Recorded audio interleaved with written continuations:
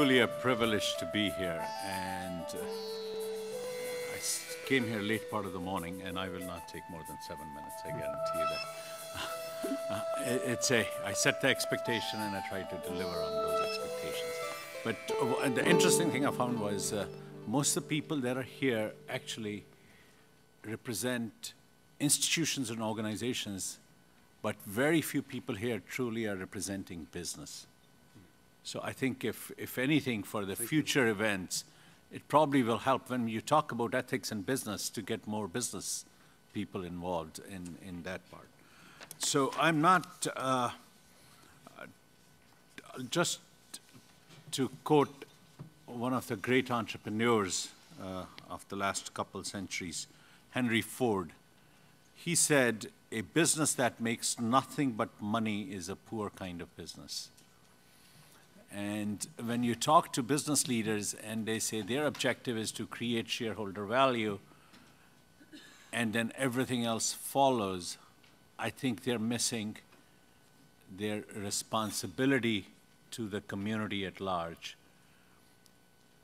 It does not mean that their responsibility is not to create shareholder value, but it is to create shareholder value, but it is also to create value for the community, value for the society, value for the nation, and value for the humanity at large. When we look at what is ethics' role in business, I'll also just briefly touch about how does one conduct business ethically in today's environment. And I was having a lunch conversation where, somebody said, I said, one of our businesses is in Africa. How is it doing business in Africa? And I'll touch on some of that. But lastly, I just want to spend a couple minutes talking about what I see as a fundamental trust deficit that is reflected in movements like Occupy Wall Street or what you saw in India against corruption. It is trust deficit between different parts of our society. Lack of trust between business and common people, lack of trust between politicians and business, lack of trust between elected officials and the people that elect them. And what are some of the things, at least, I could share from my very narrow and humble perspective here. And when we talk about business, and I will be plagiarizing what Mrs. LaBelle said earlier today in the session that I attended, and a wonderful lady that heads Transparency International. She said it's just not about doing what is right, it is also about not doing what is wrong. And our moral compass keeps us generally around doing what is right, but does it stop us from doing what is wrong? And many a times we tend to fail there. And we as corporations have done lots of things, and I'll talk about what works and what doesn't work.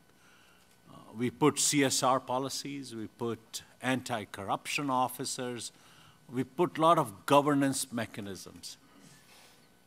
And I said, if the laws and the governance mechanisms really were effective, we would have eliminated crime from this planet hundreds of years ago. Because since the beginning of a human society, either through religion or through an organized state, we have either considered crime as a moral offense or a legal offense. And from a child, the minute a child is born, we try to inculcate that in their mind. So if external governors could control human beings, the world will have no moral turpitude and no crime at all. But that's not what we live with. So some level of ethical lapses will happen. And we, as society, just have to learn how to deal with them. But there was a fabulous example one of the attendees said this morning, and she said, should we not treat it as a sickness? And then Professor Stamford commented that it is not an individual disease of corruption and ethical lapses. It is a collective issue because it is generally a two-way or a multi-way or an organizational issue. Corruption starts and ends in at least a two-way transaction, sometimes many-way transaction. And maybe it is a community disease, is how we ought to look at, and how we ought to address it is as we address community diseases. And I'll talk about just a couple principles. And those principles talk about, these are what I call supramoral principles of fairness, human rights, veracity, that is openness and transparency. They all help us. But I think above all, it is important to care for not just your direct stakeholders, but care for the community you're a participant in. And if, as business leaders, we do that, we can ward off a lot of issues.